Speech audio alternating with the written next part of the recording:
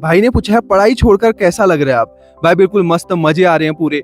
आप कुछ टाइम के लिए करोगे या परमानेंट करोगे ये सब काम। भाई आपकी गर्लफ्रेंड है या नहीं, इतने सारे लोगों ने सवाल पूछा आपकी गर्लफ्रेंड है या नहीं, बताओ ये सो पता नहीं क्या क्या पूछ रहे हैं। भाई लोग गाली देते होंगे, शहर छोड़ के गाँव गया, लोगों की बहुत गलत सोच होती है पर हर किसी की नहीं। पहले तो कृष्णा भाई एक बात बताओ यार, लोग गाली देंगे क्यों। भाई तुम इंस्टाग्राम से कितना कमा लिया हो प्रमोद सिंह से। भाई शायद प्रमोशन लिखना चाहता पर गलती से प्रमोद सिंह लिख दिया।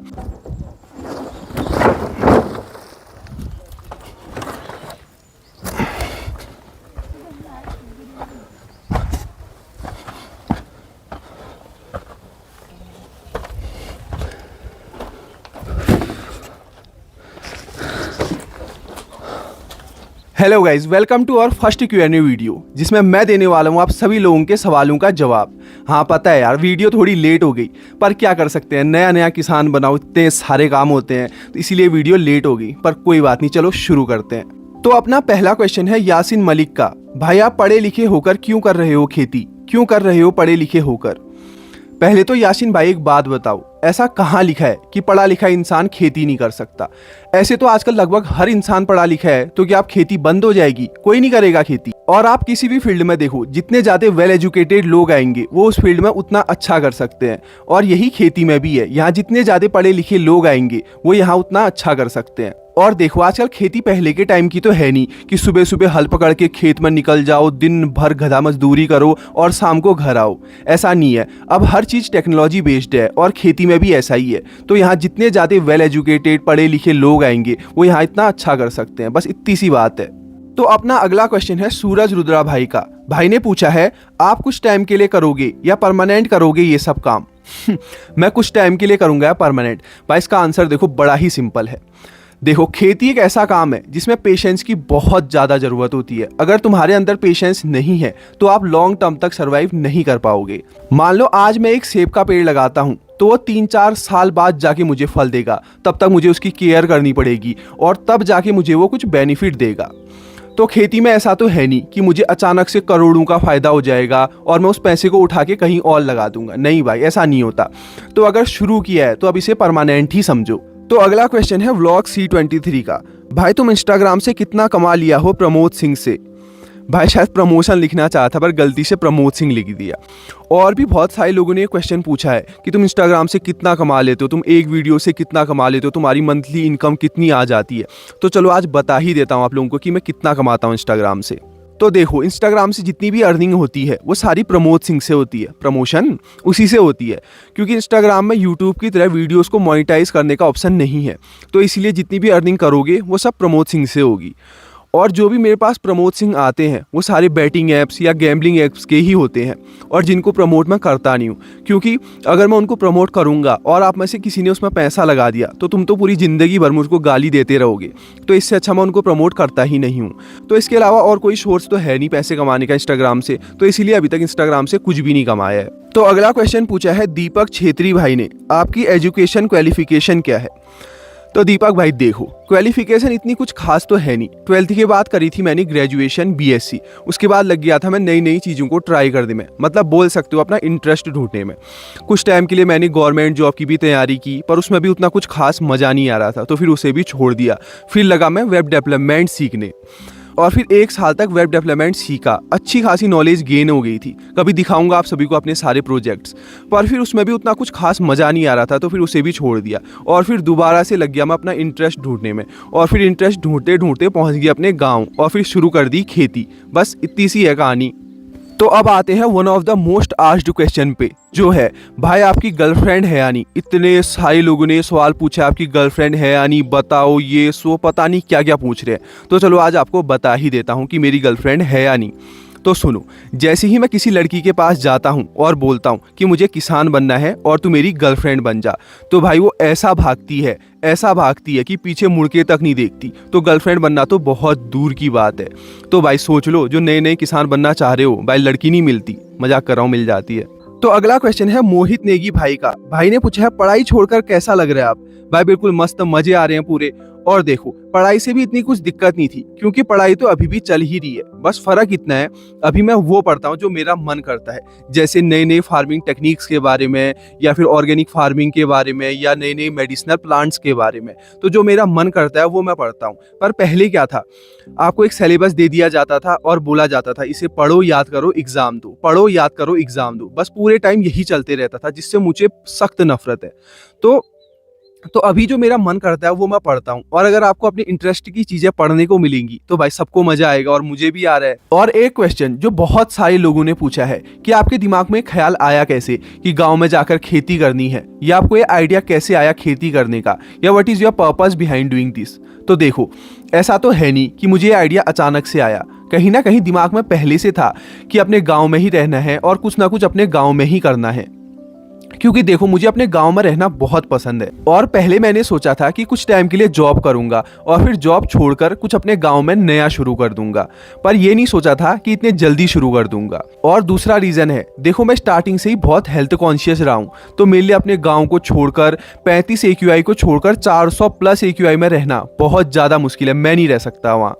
और जहाँ तक बात रही खेती की, तो देखो इससे अच्छा और क्या हो सकता है कि तुम खुद उगाओ और खुद खाओ, जहाँ तुम्हें पता है कि इसमें कोई भी केमिकल या पेस्टिसाइड नहीं डला है। तो इससे अच्छा और क्या हो सकता है। तो इन्हीं कुछ रीजंस की वजह से गाँव में रहना और खेती करना प्रीफर करा। तो अगला क्वेश्चन है कृष्णा UK09 का। भाई लोग गाली देते होंगे, शहर छोड़ के गाँव गया, लोगों की बहुत गलत सोच होती है पर हर किसी की नहीं। पहले तो कृष्णा भाई एक बात बताओ यार, लोग गाली देंगे क्यों? भाई मैं गांव में वापस आकर ऐसा कुछ गलत काम तो कर नहीं रहा हूँ कि लोग आके मुझे गाली दें। हाँ, अगर मैं गांव में वापस आकर दारू बेच रहा होता या कुछ और गलत काम कर रहा होता तब आप बोल सकते थे कि लोग आके मुझे गाली देंगे। पर भाई मैं तो अच्छा काम कर रहा हूँ, और अगर मैं सक्सेस हो गया और 2-4 लोग इंस्पायर हो गए और उनने भी शुरू कर दिया तो ये तो और भी अच्छी बात है। और अब जहाँ तक बात रही लोगों की, तो देखो लोग क्या बोलते हैं उससे फर्क नहीं पड़ता। लोगों का काम है बोलना। तुम कुछ अच्छा करोगे तब भी वो बोलेंगे, तुम कुछ बुरा करोगे तब तो बोलेंगे ही। तो उनको बोलने दो, उनका काम है वो। अगर तुम ये सोचते रह जाओगे कि लोग क्या बोलेंगे, मुझे ये करना चाहिए या नहीं, तो तुम पूरी जिंदगी कुछ भी नहीं कर पाओगे, बस वही सोचते रह जाओगे। तो लोगों को बोलने दो, तुम अपना काम करो। तो अगला क्वेश्चन है ही रमांक भाई का। भाई अगर आपके नाम का प्रोनाउंसिएशन मैंने गलत किया तो भाई माफ कर देना। तो भाई ने पूछा है, जब आपने स्टार्ट किया था तो क्या आपके मन में ये बात थी कि आप सफल हो पाओगे, और अगर मैं स्टार्ट करना चाहूं तो क्या मैं कर सकता हूं? प्लीज इस क्वेश्चन को जरूर सिलेक्ट करना। तो रमांग भाई देखो, सफल होना या ना होना ये सब बात की बात है। पहले जो चीज़ मैटर करती है वो है आपकी मेहनत, डेडिकेशन और उस चीज़ के लिए प्यार।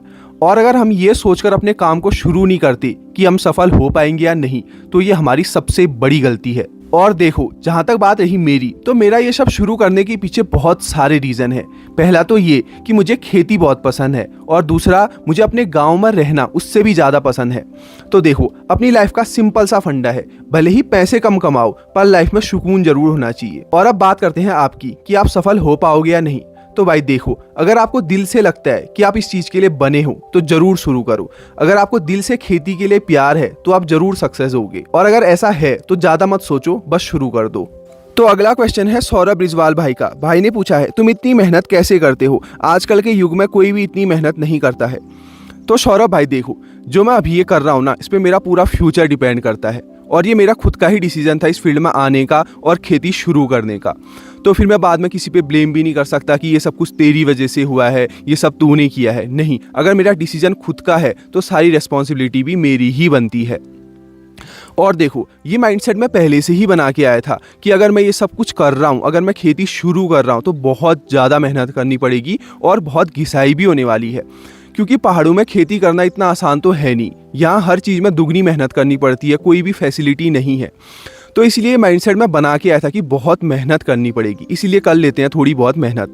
और अब जहाँ तक बात रही लोगों की कि आजकल के युग में इतनी मेहनत कोई भी नहीं करता, तो भाई देखो, मेहनत सब करते हैं। मैं वीडियोस बनाता हूँ इसलिए आप लोगों को पता चल जाता है, पर ऐसे अभी लाखों लोग होंगे जो मेरे से भी 10 गुनी मेहनत करते हैं, पर आप लोगों को पता नहीं चलता। हमारे उत्तराखंड या हिमाचल में ही ऐसे लाखों किसान होंगे जो दिन रात अपने ऑर्चर्ड्स में लगे रहते हैं, दिन रात एक कर देते हैं, पर उनके बारे में किसी को भी नहीं पता। तो भाई मेहनत सब करते हैं, बस पता नहीं चलता लोगों को। तो अगला क्वेश्चन है ऑफिशियल नीरज पहाड़ी का। आपने यूनिक कॉन्सेप्ट की वजह से एग्रीकल्चर स्टार्ट किया या फिर आपको पसंद है एग्रीकल्चर? तो नीरज भाई देखो, यहाँ यूनिक कॉन्सेप्ट की बिल्कुल बात ही नहीं है, क्योंकि जब मैं सोच रहा था कि मैं खेती करूंगा या इस टाइप का कुछ करूंगा तो मेरे दिमाग में कहीं भी नहीं था कि मैं इस टाइप की वीडियोस या रील्स बनाऊंगा। क्योंकि देखो मैं हूँ पूरा इंट्रोवर्ट टाइप का इंसान, तो मेरे लिए वीडियोस बनाना, रील्स बनाना या सोशल गैदरिंग बहुत मुश्किल हो जाता है। आप लोगों को पता ही होगा इंट्रोवर्ट इंसान के लिए काफ़ी मुश्किल होता है। पर फिर धीरे धीरे खुद को समझाया, क्योंकि देखो इस टाइप की वीडियोस या रील्स बनाना बेस्ट सॉल्यूशन होता है अपने इंट्रोवर्ट नेचर से बाहर आने का, और जिसका फ़ायदा मुझे मिल भी रहा है। इसीलिए फिर खुद को समझाया और वीडियोस डालना शुरू किया। और आप लोग सच में यकीन नहीं मानोगे, जब मैंने अपनी पहली वीडियो बनाई थी तो मैंने उसको 15 दिन तक अपलोड ही नहीं किया था। मैं तब भी सोच रहा था कि लोग क्या बोलेंगे, मुझे ये डालना चाहिए या नहीं, क्या क्या सोच रहा था पता नहीं। पर फिर खुद को समझाया और 15 दिन बाद वीडियो डाली।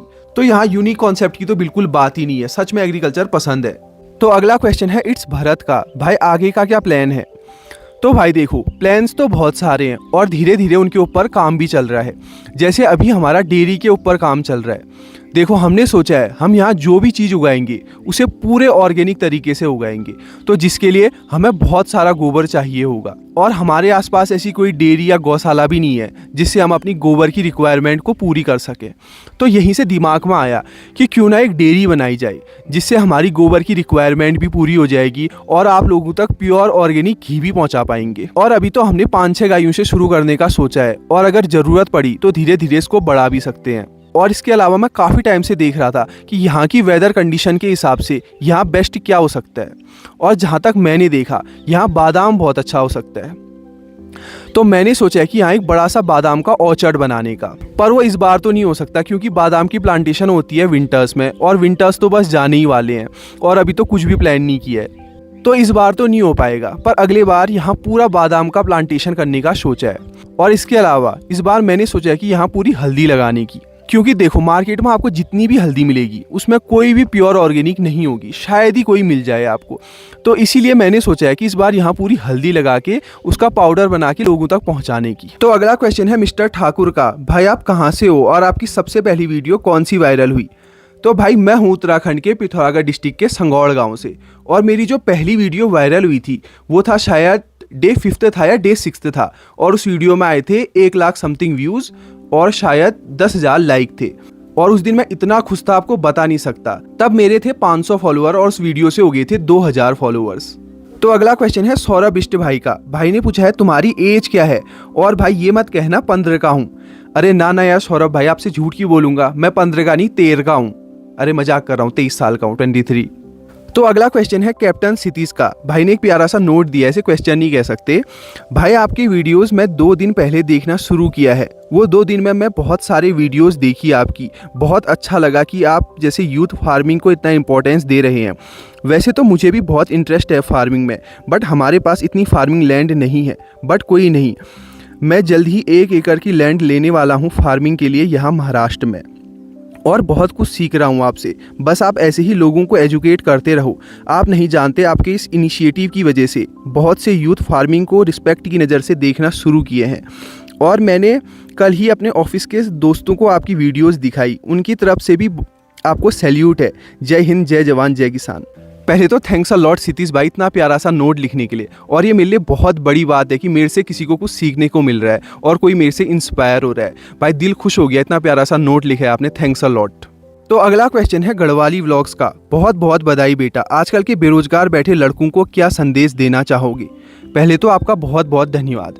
और देखिए मैं कौन होता हूँ किसी को कुछ सलाह या संदेश देने वाला, क्योंकि मेरा मानना है जब तक आप खुद कुछ बड़ा नहीं कर लेते, जब तक आप खुद कुछ अचीव नहीं कर लेते, तब तक आपके पास कोई हक नहीं है किसी को कुछ सलाह या संदेश देने का। हाँ बस इतना जरूर बोलूँगा, भाई लोग देखो उत्तराखंड में अपॉर्चुनिटीज़ की कमी नहीं है, लाखों अपॉर्चुनिटीज़ हैं, बस कमी है तो करने वाले लोगों की। और हम लोग चाहें तो हम यहाँ बहुत कुछ कर सकते हैं, हम लाखों रुपया कमा सकते हैं यहाँ, बस वही है ना, करने वाले लोग चाहिए। और पता है हमारे उत्तराखंड के लोगों की सबसे बड़ी दिक्कत क्या है? यहाँ लोग बोलते हैं रोजगार नहीं है, यहाँ हेल्थ फैसिलिटीज़ नहीं है, ट्रांसपोर्ट फैसिलिटीज़ नहीं है, पर सेम कंडीशंस हमारे पड़ोसी स्टेट हिमाचल में भी है। और हिमाचल में तो उत्तराखंड से ज़्यादा फ्लड्स आते हैं, उत्तराखंड से ज़्यादा लैंडस्लाइड प्रोन एरिया है वो, पर वहाँ के लोग फिर भी नहीं बोलते कि यहाँ रोजगार नहीं है। वहाँ के लोग आपको माइग्रेशन करते हुए नहीं दिखेंगे, वहाँ ऐसी कोई भी ज़मीन नहीं होगी जो खाली पड़ी होगी, वहाँ ऐसे कितने सारे ऑर्चर्ड्स हैं जिनके करोड़ों के टर्नओवर हैं। तो ये सब हमारे उत्तराखंड में क्यों नहीं हो सकता, यहाँ क्यों नहीं कर सकते हैं लोग? सेम कंडीशंस है, सेम वेदर कंडीशंस है, सब कुछ सेम होके भी यहाँ लोग क्यों जाते हैं बाहर? बस यहीं का इंसान पलायन करके बाहर क्यों जाता है? ये सब चीज़ें हमारे उत्तराखंड में भी हो सकती है, बस वही दिक्कत है ना, यहाँ का इंसान करना नहीं चाहता है। तो हमारे वहाँ के लोगों की यही दिक्कत है। और मैं कई बार फेसबुक में पोस्ट देखता हूँ, हमारे उत्तराखंड से रिलेटेड कुछ होता है तो उसके नीचे कमेंट्स आए रहते हैं, अगर उत्तराखंड में रोजगार होता तो हम बाहर क्यों जाते, हम पलायन क्यों करते। तो मैं उन लोगों से बस इतना बोलूँगा, आप लोगों ने कुछ ट्राई करके देखा, आप लोगों ने कुछ ट्राई किया, या बस कही सुनाई बातों पे मतलब यकीन करके और चले गए बाहर बोरिया बिस्तरा पकड़ के? तो एक बार ट्राई करके तो देखो, बहुत कुछ हो सकता है यहाँ। और मैं इतना बोलूँगा, अगर हम 50-60 लोग मिलकर यहाँ कुछ करें तो बहुत बड़ा काम कर सकते हैं। मान लो जैसे मैं बादाम की बात कर रहा था, अगर हमारे पास यहाँ 100 बादाम के ऑर्चर्ड्स होते तो भाई हम कितना कुछ कर सकते थे, कितने बादाम बेच सकते थे, हम खुद का ब्रांड बना के हम बादाम बेच सकते थे। तो ऐसे लाखों अपॉर्चुनिटीज़ हैं यहाँ करने के लिए, बस करने वाले लोग चाहिए।